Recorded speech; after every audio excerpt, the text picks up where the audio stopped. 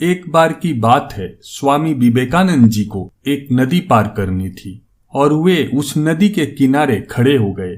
तभी उनके पास एक साधु आता है और उनसे पूछता है कि क्या आप ही स्वामी विवेकानंद जी हैं? उन्होंने जवाब दिया, हाँ, मैं ही स्वामी विवेकानंद हूँ। तो उस साधु ने उनसे पूछा कि आप इस नदी के किनारे क्या कर रहे हो? तो स्वामी विवेकानंद जी ने जवाब दिया, मुझे इस नदी को पार करना है और मैं एक नाव का इंतजार कर रहा हूँ। तो साधु ने उनसे कहा कि आप इतने बड़े इंसान हो और बहुत सारे लोग आपको अपनी प्रेरणा का स्रोत मानते हैं, लेकिन आप एक मामूली नदी को पार नहीं कर सकते।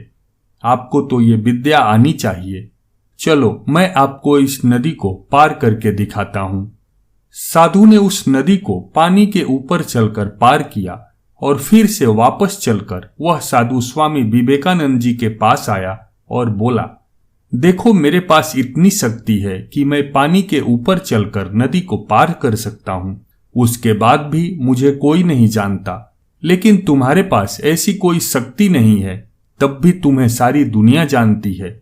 ऐसा क्या है तुम्हारे अंदर जो लोग तुम्हें अपनी प्रेरणा का स्रोत मानते हैं? इतना सुनकर स्वामी विवेकानंद जी ने उस साधु से मुस्कुराते हुए पूछा कि तुम्हें इस विद्या को सीखने में कितना समय लगा? तो साधु ने जवाब दिया, 15 साल।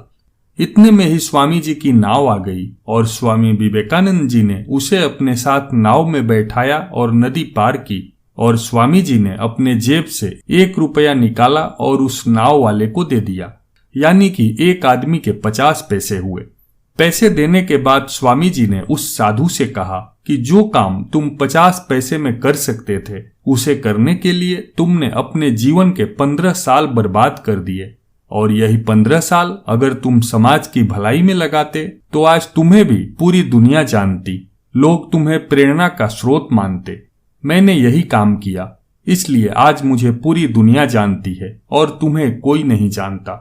विवेकानंद जी ने उस साधु से कहा कि तुम्हारे जैसे कई सारे लोग ऐसी चीजों में अपने कई साल बर्बाद कर देते हैं जिनका उनकी जिंदगी में कोई महत्व नहीं होता है। मित्रों, इस कहानी से हमें यह सीख मिलती है कि हमें अपने कीमती समय को उस जगह लगाना चाहिए जहां पर उसका कोई मतलब निकले।